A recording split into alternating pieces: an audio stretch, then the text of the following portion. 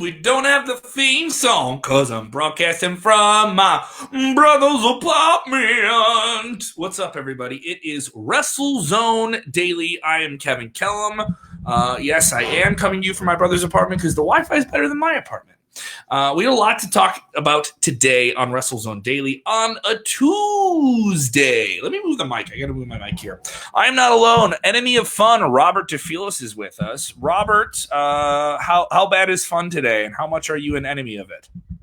Forecast says fun is even worse than yesterday, and it may be worse tomorrow. Stay tuned. Oh man, you love when things are bad, don't you? You're a big old Grinch. Let's get into the big news of the day here on Tuesday. I love the Raw ratings are down, Kevin. How are you going to defend this, you WWE shill? You went right for my throat. If you're joining us live, get your comments on screen, and don't forget to share the link as well. We'll get into the Raw rating. We'll get into Mike Tyson. What is Mike Tyson doing in wrestling? Yeah, guy who made some waves this week on the internet, and we're going to talk about that.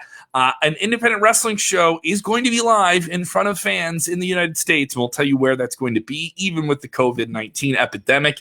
We'll also talk about the latest news, rumors, and speculation with this Sunday's Money in the Bank, and we'll tell you about Yummy in the Bank. Show you what you drank, our big video game fast food fracas. We're going to get into all that stuff here. Your comments on screen with us live. We'll talk about everything going on, and we'll even get some AEW in there as well. So don't forget to share that link with us. So let's get into this Raw rating. The number is in, and the number is what, Robert? The number is down, Kevin. That's what the number is. First of all, the number is down. Now, we're seeing a trend across both WWE programs that they keep going down. It's a lot of things. It's the pandemic. Some will say it's the lack of stars, Vince McMahon has said. But the Raw rating was about 1.6 million, Kevin. Just around 1.7. Yeah. So this is around where the number's been last week, but they say this is one of their lowest numbers. The thing is, it's progressively going down. And to be clear, it was 1.686 million. So if you round it up, it's a 1.7. But for Raw, these numbers are concerning because Raw hasn't been this down for a non-holiday show in a very long time, if ever. There are a lot of extenuating circumstances. I don't want to beat them down too much. People are connecting with these shows. They feel like there's an absence of fans. There's an absence of star power. In each of those claims, I think a lot can be said, but mostly this has to be troubling for WWE. Nesha texting a lot won't watch because there's no fans. You know what? But that doesn't make sense to me. No, it does it makes a little bit more sense to me because I saw this over on our Twitter at WrestleZone.com when we posted the report about the ratings coming in today, and these are verified by Showbuzz Daily. This is something I keep hearing over and over again. It is the most common issue with wrestling that fans don't want to watch it, and they're not just saying this about Raw. They're saying this about all wrestling right now. They don't want to watch it if there's no fans there. They don't feel a connection to it. I saw one fan tweet, "I'll watch it, but I'll just turn the sound off because I want to make it feel like something's going on." Is it that intrinsic thing that fans didn't notice until it wasn't there? I mean, certainly you're going to notice there's no fans there. But until you don't have that reaction, that takes a lot out of it. And that is a hoop for some people to get over. But, I would argue, and I'll play your typical role and spin it in a positive and say, this should be even more enticing to television viewers because now it's a show directly to you, the television audience. Mm-hmm. And that's actually the part that I've enjoyed the most about these pandemic shows is I do feel like Drew McIntyre is talking directly to me. Edge and Randy Orton, when they were on, were talking directly to me. Seth Rollins was doing that too. Yeah. He's been doing that a lot. I think what it is, I'm going to piggyback a little bit off what Vince McMahon said on the Q1 earnings call. It takes some time for people to get established to new stars, especially when you're trying to build people who are typically on the losing end of the spectrum Or you just have this idea that Drew McIntyre is not your champion. You just have this idea that he's just always in the mix. He's just a guy. You can't accept him in that position. And they're certainly trying to do that with a handful of people right now, and develop new heels, develop new villains, develop a bunch of different things. Seth Rollins is there, but he's definitely not. He's playing much more of a supporting role. I do want to diffuse this quickly. Thomas B texting and saying the numbers are going down, possibly due to the fact that WWE is up for sale. Here's the thing: that is not a fact. Yeah, that is not a fact. I want people to say you guys gotta understand. Just because you hear something being said a lot doesn't make it true. We have reported on this at WrestleZone. We've heard about it. We've addressed it. We'll keep talking about it. There is no confirmed fact that WWE is on the sales block. I'm gonna correct you there, Kevin. We haven't reported on this at WrestleZone because it's just hearsay. We talked about it. We've talked about it on this show, but the actual site, WrestleZone.com, we haven't touched it because it's just hearsay.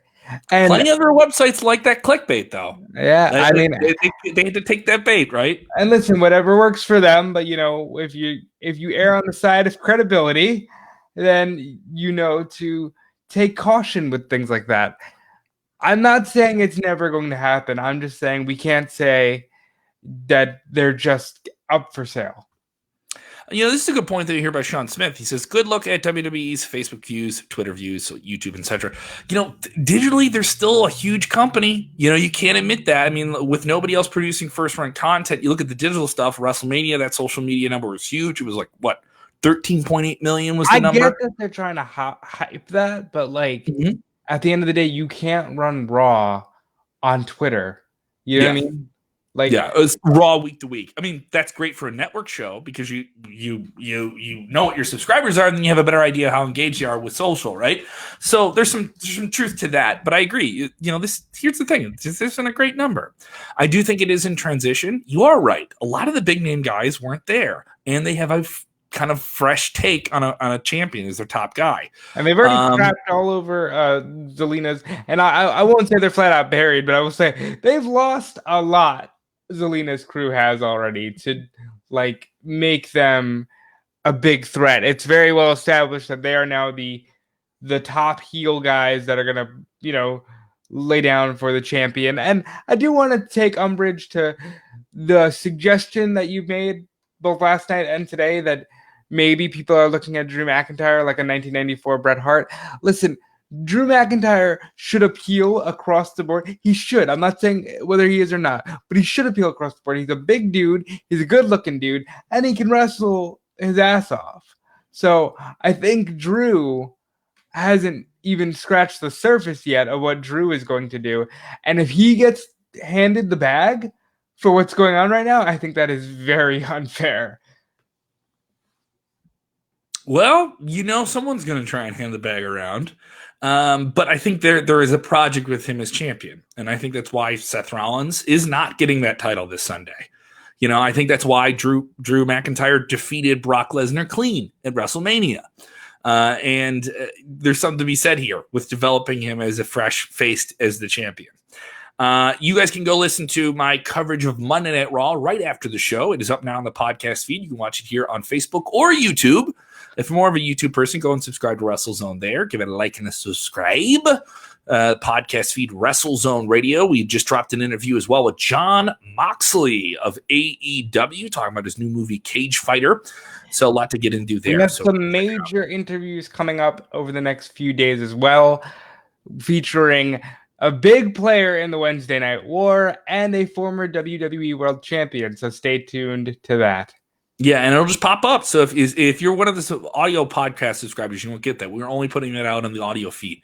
And of course, you'll be able to read it at WrestleZone.com. So just keep an eye on the website. We'll have it all there. But covering this Raw number, it's not particularly great, but I do have this sense going into Sunday with Money in the Bank. I'll say this. I'm more excited for the show than I thought I would be coming out of WrestleMania. You get that post-WrestleMania hump.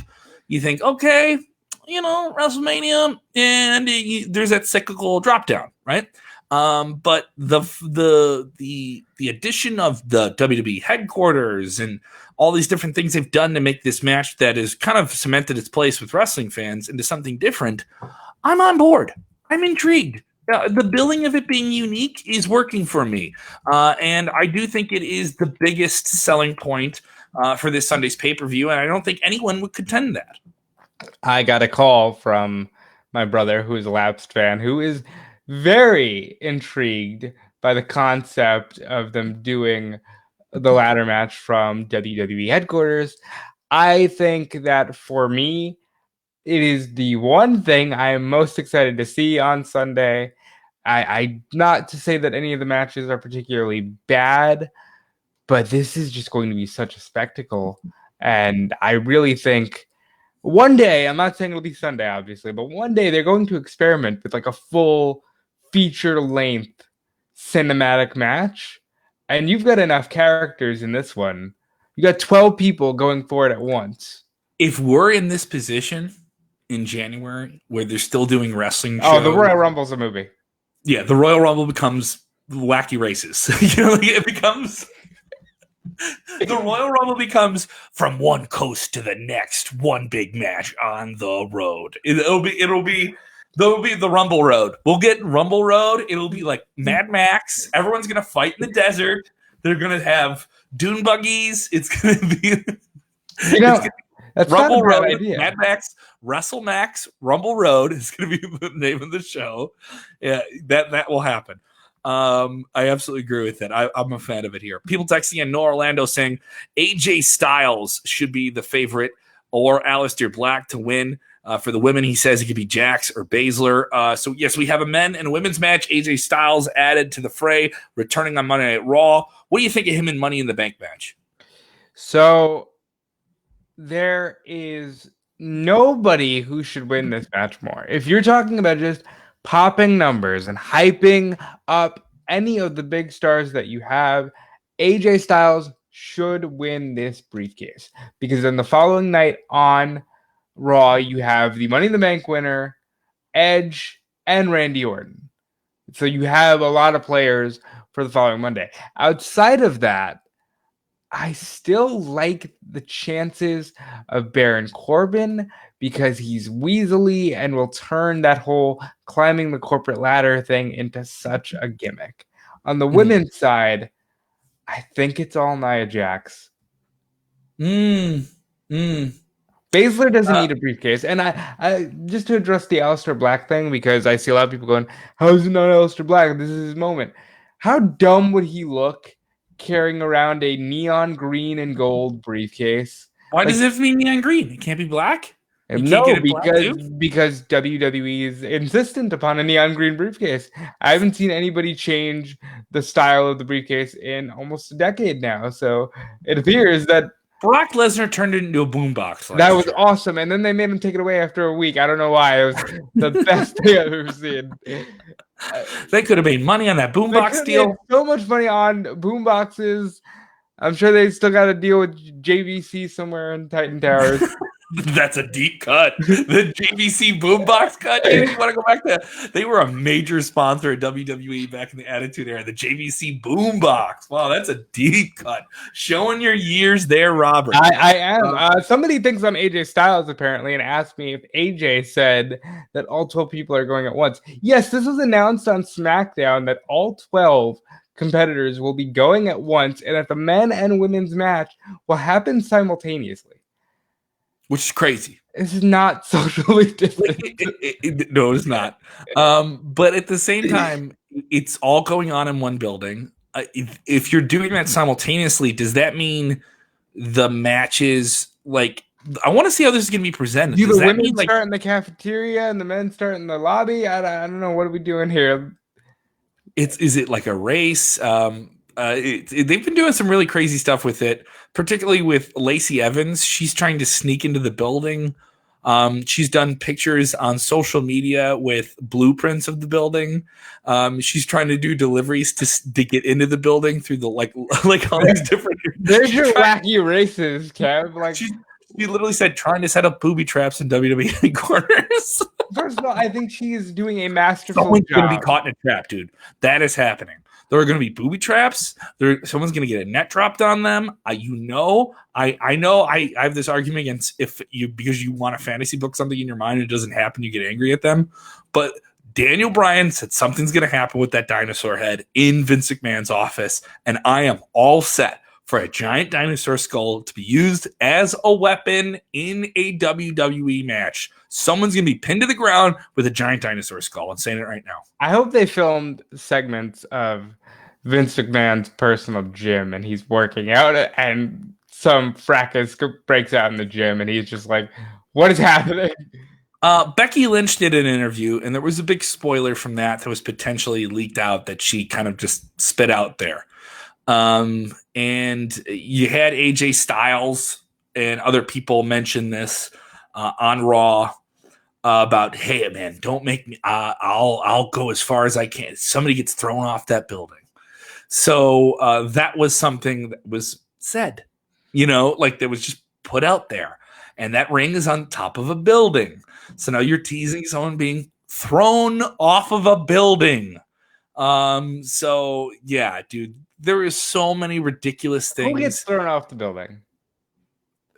Something makes me think Otis would do it. So I'm going. If Nia doesn't win, Nia's getting tossed off the building, or at least run down the combatants that we have in both the women's and the men's. So for the men, it's Daniel Bryan, Rey Mysterio, Baron Corbin, Aleister Black, AJ Styles, and Rey Mysterio. For the women, it's Dana Brooke, Nia Jax, Shayna Baszler, Asuka, Carmella, and Lacey Evans. Good point there. And then I would Rich Murphy saying Vince. Who is this Vince character? Vince McMahon needs to make a cameo. Just say such good shit. You know what? There's gonna be a McMahon cameo. If you're going to the corporate headquarters, because he's working. Of course he works on a Sunday. He's Vince McMahon. Can't stop working. All right. So they're going to have Vince McMahon in there. He's going to make a cameo in this match. There's right chances for a bunch of different cameo stuff. They have to do something inside the archive with all the different old school stuff. There's a lot of like fan service fun things you can do in there and a bunch of crazy, ridiculous stunts. Now the question becomes, how long does this cinematic match go on for? Because it's two matches, so it's gonna go over an hour. It can. This is a really good look at what the WWE's future could potentially be. Yeah, and hopefully this isn't something they play out, because mind you, that was a big part of the WrestleMania weekend. 2 nights, and they did 2 different cinematic matches spread out. This is 2 matches in one show at the same time. So formatically, could that make it clunky? We'll see. Either way, I'm on board. I'm sold on the idea of it being something unique. And they've made that point true, and it does feel unique. I don't think anyone can challenge whether or not this is a unique way to present a match, and then also use space that you have. You can do something here. And Ricky J. Palett says that this will be how they write Mysterio off TV. I don't know if that's going to happen at all. No, he's going to come out the sky. Why? Yeah. Booyaka. Yes. That's right. It's going to be a Booyaka in Stanford. Vince McMahon is going to win Money in the Bank. I'm calling it. If Vince McMahon can climb the ladder, then he deserves to win Money in the Bank. My briefcase, goddammit. I built that briefcase. Yeah, exactly. Yeah, exactly. A lot of different takes here on everything going on with everyone here. Do you want to get into the for real though? Mm-hmm. Let Vince maybe not make a cameo. Let him call the damn match. It's in his building. Dude, I've wanted to hear Vince McMahon on commentary for a long time. At least now and then on special matches and stuff like that. Sean Smith says, forget it. What about that Yummy in the Bank? Yummy in the Bank is coming this week. It is coming this week. There will be 6 fast food mascots. Wendy, Ronald McDonald, Burger King, the Colonel, the Taco Bell dog, and there is a 6th one that is in the recorded match that I am blanking on. Forgive me. The Taco Bell Chihuahua? The Coca-Cola Bear. There it is. All coked up, dude. All coked up. And they're going to climb a ladder. A greasy ladder. It's a disgusting ladder. It's a gross ladder. Disgusting ladder. And then we also have the French Fried Fast Food Championship on the line with the Gobbledygooker trying to redeem himself. No longer be a joke that dances around the ring. All right? He's going to be a joke that possibly dances on the grave of the Grimace, the reigning champion. That's right. We got all the G's. We got all the fast food mascot bringing the extra cheese. I mean, like this is gonna be a good time, and it will happen sometime this week. We're aiming for Sunday, but stay tuned and ring that notification bell so you know when Yummy in the Bank is going live.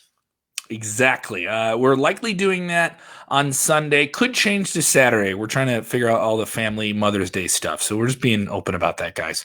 We will have it before Money in the Bank goes on air Sunday. So we'll say that. So just keep an eye on WrestleZone and all what's been there. What's been there for you more in your life, Kevin?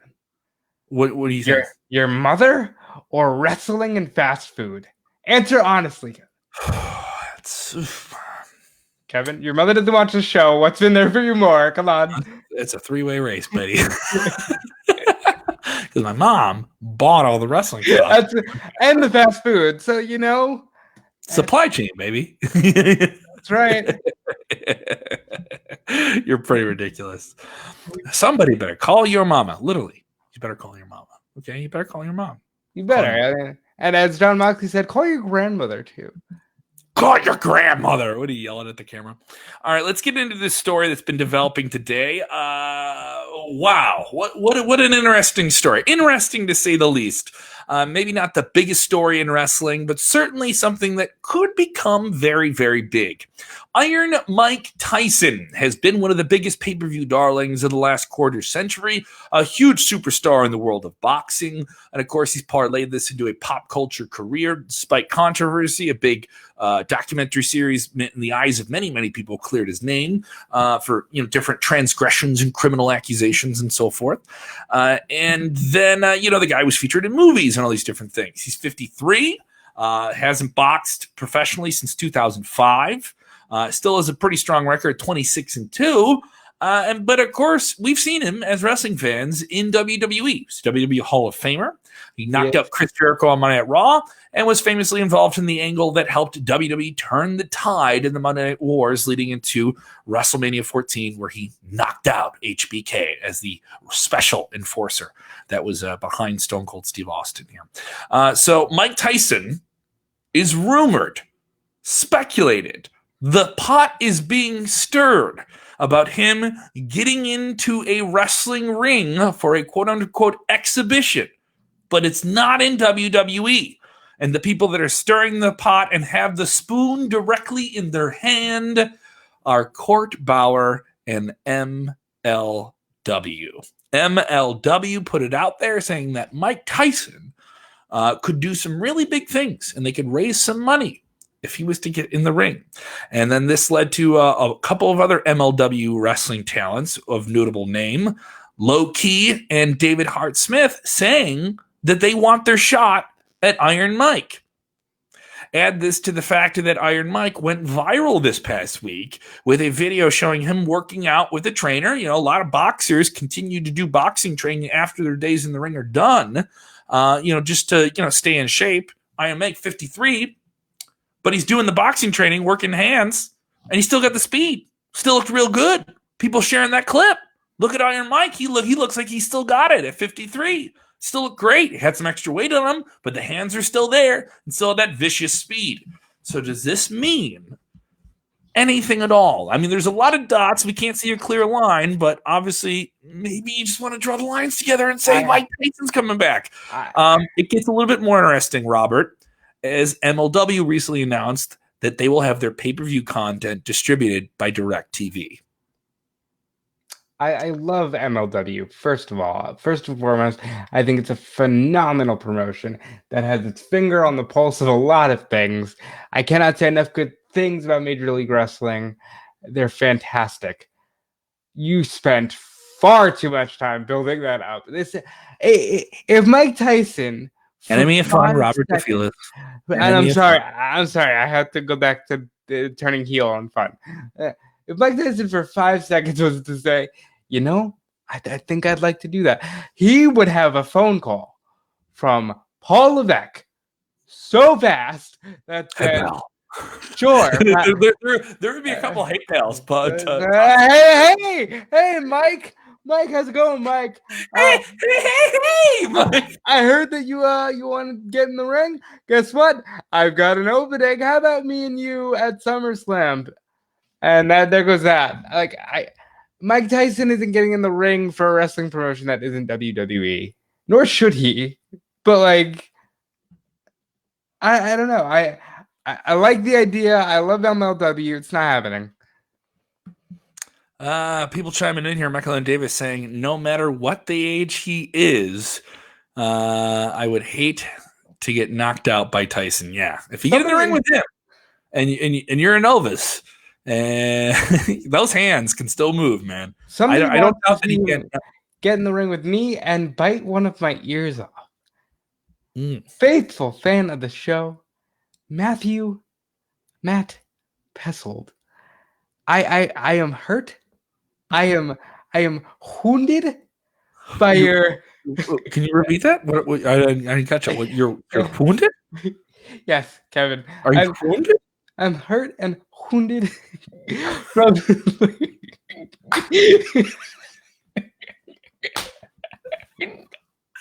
Wounded? Yes. From the audacity that this person, this Matt Pessold, would want to see me lose an ear. Pal, I'll have you know, I'm from New York, but I'm not McFoley. Both of my ears are attached to my head, and that is where they will stay. I can confirm they are there. They are there. Both of you. I can confirm. Other people saying he can't pass a drug test. Well, Mike Tyson has moved into the legal cannabis business, by the way. So maybe what drug depends on where you're testing. Depends on where you're testing now, state by state. So there's that here. I don't know if there's much more to this, but it certainly seems like an interesting thing for all this to happen in 24 hours. With 3 people from MLW bringing up his name, including the head of MLW, and them announcing a deal with DirecTV. I mean, I love it. It'd be super crazy, but I don't think WWE would let it happen. They would throw, you know, everybody that just got, I'm sorry, I'm going to make a joke here, but I'm serious. Everybody that just got released, whatever money they saved, they would throw it at Mike Tyson to get that buy rate. Okay? Like, it wouldn't happen outside of WWE. Would he draw, though? Would he be a draw on pay-per-view to say that he's going to have a wrestling match? I think Mike Tyson would be a draw on pay-per-view if he said he was going to be drinking milk. Like, Mike Tyson is a draw. You got it all today, pal. You know, you may be wounded, but you're still firing on all shots. He's Mike effing Tyson. Like, I would pay good money to see him do just about anything. He's the man. Well, he's been offered these deals before. You know, like he's been offered stuff like this before. We know of it. I mean, there's been money on the table in Japan. There's been money on the table in different ways, and it never came together. Back in the height of his breakout era in the early 90s, this was something they talked about having him do and being involved with a big match with Hulk Hogan. And then he lost that first big fight in Japan to Buster Douglas. And well, mind you, he came back from that and continued to be a huge main event draw on pay-per-view for many, many years.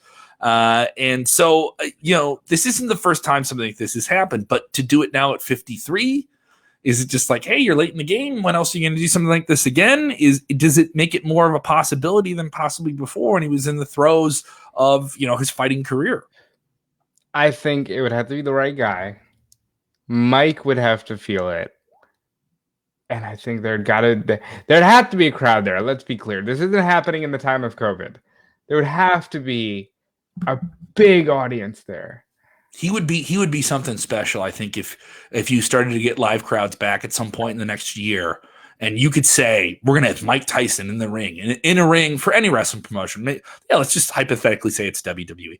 It's WWE is back at Madison Square Garden with Mike Tyson. Like that there's something there. There's some marquee there. Kevin, once again, these viewers that I donate my time to multiple hours a week, every week, want to see me get in the ring with Tyson. This William T. Wages is saying I would be knocked back into the last place I live. Let me tell you, pal, I'm comfortable right here in this chair in the current place that I live.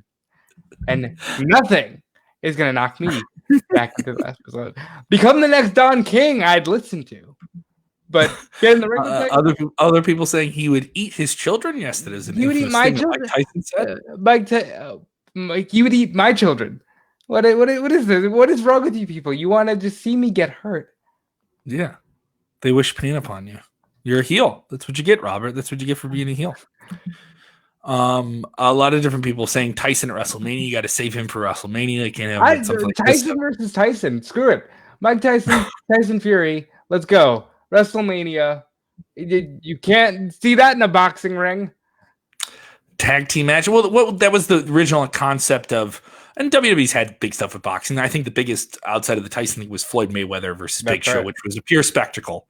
And also, it's worth noting that Mayweather did that when he was still an undefeated boxer and was still a huge pay-per-view draw, and still is, by the way. If he wants to have another fight, he'll charge $100 for you to watch on pay-per-view.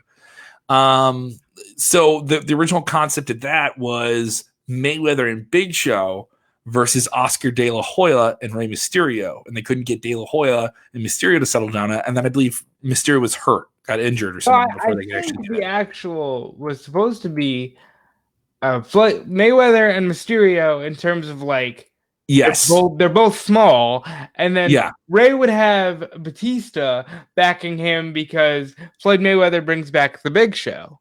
Yes, and so there was some mixture of like a tag team match, so you wouldn't have to get in the ring that much.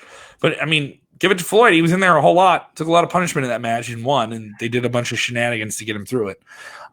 So this isn't the first time we've seen a boxer and an athlete get in the ring. You know, of course, Lawrence Taylor from the NFL, and they've done the NFL Royal Rumble before. And then you have a lot of athletes that have a semi-professional career in sports and then jump over to pro wrestling. WWE 24/7 champion of the world, Rob Gronkowski, coming to my neck of the woods, Tampa Bay. Mm-hmm. And, of course, Sean Smith bringing up the infamous incident that was Muhammad Ali versus Antonio Inoki, boxer versus wrestler in Japan in the 70s. Not a great match, but certainly something that was hyped up as a huge deal. You know what? Now we all watch the UFC, don't we? Yeah. That all started right there, pal. Wrestling is everything. Now, you and I are not big UFC aficionados, but they come back to the Octagon this weekend for UFC 249.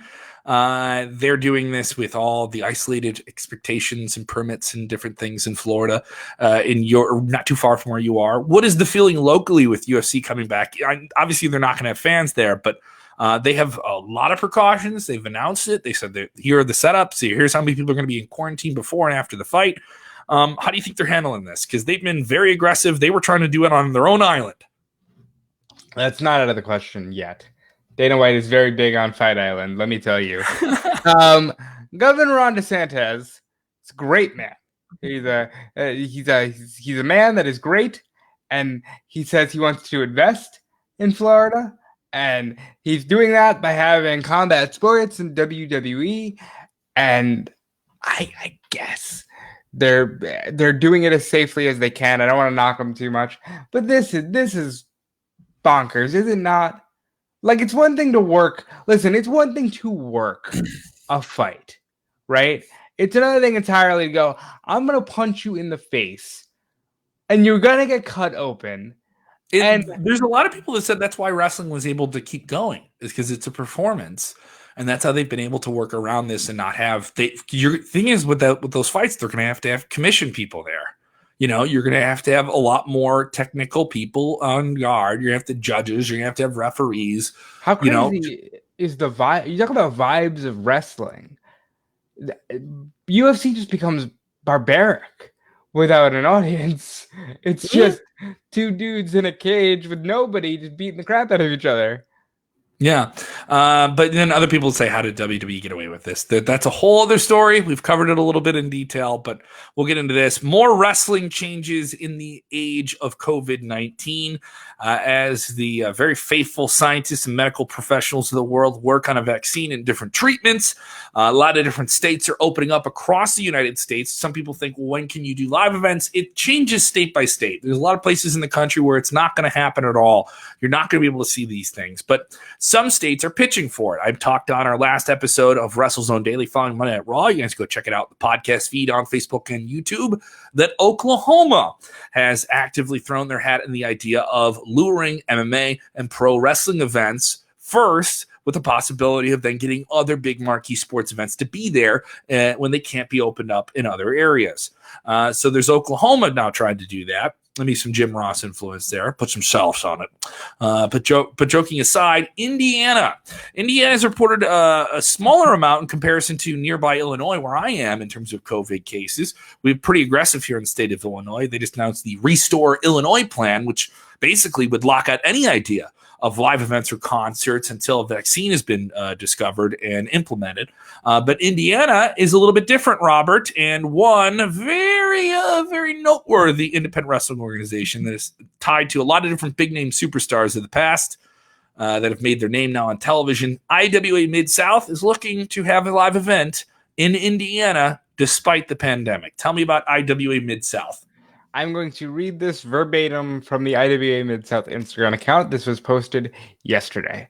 With Governor Holcomb stating that the reopen of the state of Indiana will come on June 14th, we are happy to announce our return to live wrestling shows come June 18th and 19th. Thursday, June 18th will be our debut at our new venue in New Albany with IWA Mid-South and Battle of the Broads presenting Battle of the Sexes. Friday, June 19th will be our return to Indianapolis with Unfinished Business. Thursday, June 25th, will be Queen of the Death Matches in New Albany. Friday will be Prince of the Death Matches in New Albany. Masks will be provided if you would like one. All right, so before any of that, the governor of Indiana laid out a 5-point plan that starts on June 14th, with the end goal being July 4th, stage 5. We are open for business 100%. Oh, sorry about that. Now, on the flip side of everything you're hearing from IWA here, Black Label Pro has said they will not run until they deem it safe. They're based right over the border of Illinois. They're in Crown Point, Indiana, which is about maybe 10, 50 minutes past the Illinois border, maybe about a 45-minute drive from Chicago. So Black Label tends to be more seen as a suburban Chicago promotion, even though it's a little bit more of a trek in Indiana. Here, let's put this IWA Mid-South thing out there. That is a promotion that's ran by Ian Rotten. Now, Ian Rotten has been in and out of the ring for a long time. He was an ECW guy. He ran the promotion, still runs IWA Mid-South during its height years. It's highly talked about years in the early 2000s in which different names like CM Punk and many more that you've seen on television and Impact and Ring of Honor and WWE all had time there. And if you want to seek out any of their shows, I suggest you look at the Todd Petty Invitationals from like 2003, 2004. Ted Petty. Ted Petty, excuse me. Those are, excuse me about that. I'm just trying to get to the point here. Those are great shows that got a lot of attention, but also Ian Rotten is a guy who's gotten a lot of attention for some bad reasons. Specifically, he's pretty, he gets the tag of the bad indie promoter who does all the bad indie promoter things, cancel shows, different things like this, payouts that didn't come to people, running venues in weird ways, presenting matches that some people would deem unsafe. Specifically, you mentioned death matches. So you're going to do death matches with light tubes and the blood and the blood in the guts and different things like that. And he's going to present these matches with a pandemic. You're going to have people bleeding a lot. And you're going to go to a show where you're going to have people doing these death matches, which I can tell you from seeing death match tapes and clips and different things like that. These aren't shows that draw, even a huge house by independent wrestling standards. And that isn't disparaging the people that go out there and perform in the matches or the sacrifices they give their bodies to the people that attend them or the fans that even attend them. But the thing is, you're going to do this now. Is that the right thing to do? Is putting these matches on now good? Is this an independent wrestling organization that is capable of providing the safety for anyone involved? You mentioned even in that Instagram post, masks will be provided. but you don't have to wear them. So, there's some debate as to whether or not they're even trying to make people safe or just trying to, all right, we're just going to do this thing that we have to do to put on. And now, to be fair to IWA, it's not like you don't see this mentality elsewhere in the country, let alone the world, of people saying, well, it should be my right to wear a mask, and whatever you feel that is, whatever. I think they are the first promotion to officially announce that they're going to be running shows with fans again. And does that mean that they will be the first? Maybe not. There's a long way to go between now and June 18th. And there's plenty of other people that can announce shows. But I mean, this is certainly an organization that wanted to get it out there that they are running shows, that they wanted to say we're doing it. Do you think that was maybe more than anything? Because this could change. They could move the dates. They could change these shows. They could change the venues. They're going to do it in Indiana, and Indiana feels like a state that it feels like it's more okay to do it there than any other one. I think this would be much more accepted. They wouldn't be able to do this in Chicago or Illinois. Maybe they could do it in Florida, but maybe they don't get that rarefied essential status that WWE has now. What do you think here? I question it. I question if IWA Mid-South is doing the right thing here. Of course, I question it. I question openly on the show if WWE is even doing the right thing sometimes. Like this, we're in a time of uncertainty and nothing but questions. I hope the best for all that want to work these shows, attend these shows. I hope it goes off without a hitch, because really you don't want to see any more people getting sick, getting infected. I hope that if anything does go wrong, it is a gauge to say, okay, we went too quickly. Let's reel it in, and we can reassess and replan and restructure. And listen, somebody has to do it. And it's like almost guinea pig status. Somebody has to run these shows first. And maybe it better a smaller promotion with a devout following who will not say, well, I went to this big show and this big concert, now I'm sick and I'm going to sue. Maybe this is the only way we can test the waters in a wrestling kind of environment. Some fans texting you saying, I really don't want death matches with the virus is still out there. And if a wrestler bleeds blood and the virus can jump into someone's body, there's a lot of risk. I mean, this is where we're at. Again, this is totally trial and error. I'm not saying one way or another whether I agree or disagree. Mm-hmm. I like the promotion. I think they provide great shows to this day, but it's risk, Yeah, it is certainly a risk and a big one. I would say people say, oh, well, how are you even running shows and how is this company doing this and that? How are they going to survive? I mean, AEW and WWE have big money TV contracts, and they are huge, huge, huge, giant companies in comparison to an IWA Mid-South, where the money is made cash in hand at the door on DVDs and online pay-per-views. They are a cash in hand show-to-show company. They don't have the same type of revenue that other companies have, okay? Don't try and compare it. You need to really look at the whole picture here. And I'm not trying to talk down people. I'm trying to talk you up. Independent wrestling was hit a lot harder by this in the wrestling world than any other place. And you can say, oh, whatever you want, or this or that, but they were, and I understand the knee jerk, like, all right, we can do it now. We can do a show now. We can do a show now. If I was IWA, I would do a show without fans, and I certainly wouldn't do death matches. I would try and get more content out online. That's just me, but I'm not a wrestling promoter, so what do I know? Here's a real question, and for those of you in the comments, I want your answers too. How many people do you know that are saying, I'm ready to get out, I want to get out, let's just open up already? Because I'll be honest, I have some of that around me, where people are just ready to go. They say, listen, whatever it is, I want to get out. And I don't see it in Chicago, third biggest city in America. I could say I don't see that. You and I have talked about this in the past 2 weeks. When will people feel comfortable going back to shows? Are you going to go back to shows if there isn't a vaccine? There's some people having that question now.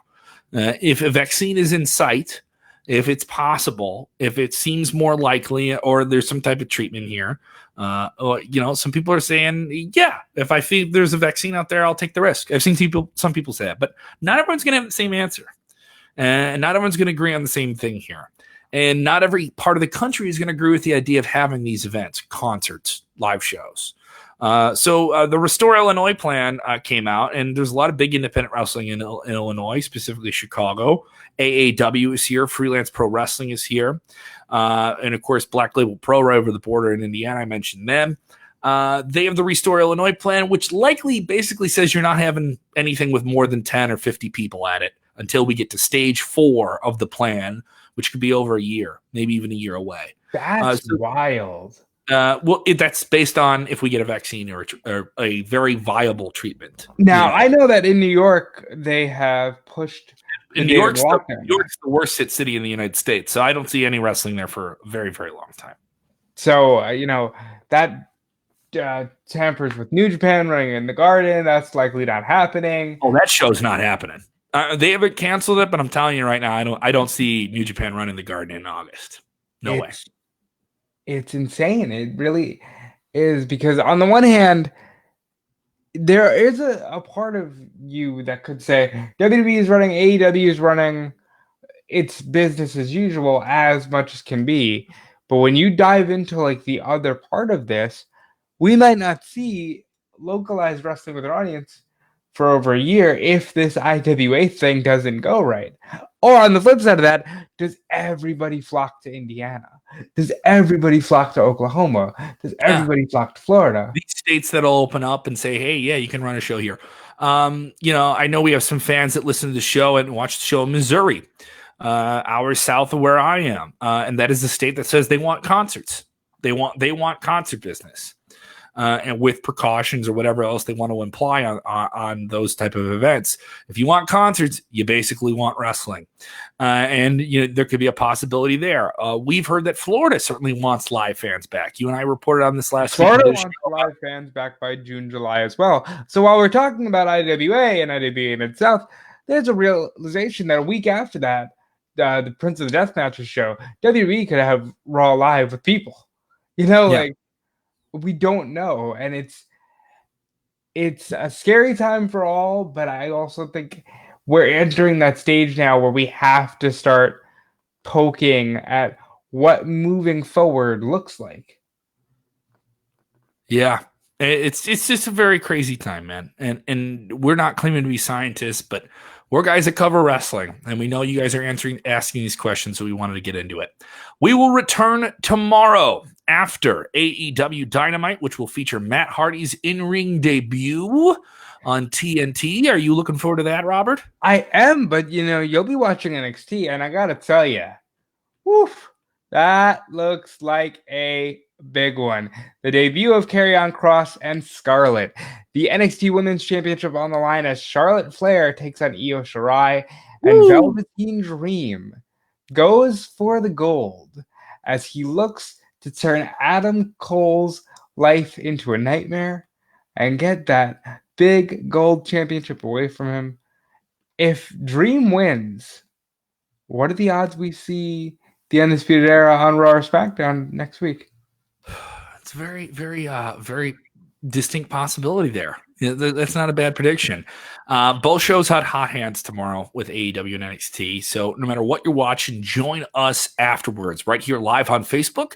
Join us on YouTube and, of course, the podcast feed. Subscribe WrestleZone Radio on your podcast app of choice. We are working on getting the show on Spotify, but you can get us on iTunes, iHeart, TuneIn, and almost every single podcast app out there. Go subscribe once again. A lot of extra stuff on the podcast feed, including that extra interview with Jon Moxley, AEW champion, talking about his new movie Cage Fighter. Yummy in the Bank. We'll be streaming that this weekend, Saturday or Sunday. Just keep an eye on the feed. It'll be ridiculous. All the fast food mascots, all the fun. You're at home. Come on, guys. You got a whole bunch of different time. There's a lot of different options for wrestling media. You choose us. We're thankful for that. All right. We thank you guys for supporting the show. We know those names. The James Espanto, Fernando Takahall. We see you there. All right. We see the Matts, the Shawns. All right. The William T. Wages, the Laura Rocks. We see you guys. And we appreciate you. And we love you so much. We'll be back tomorrow night after AEW Dynamite and WWE NXT at 9 Central, 10 Eastern. All right. You'll be with us live or get in the podcast feed. Listen whenever you want. You can watch your show whenever you want to enjoy it. And that's the important thing is that you what Robert? You do what? Enjoy wrestling. All right, good. You said the thing you were supposed to say. It's important. I did. That was good. Yeah. Good for me. Good stuff. Good.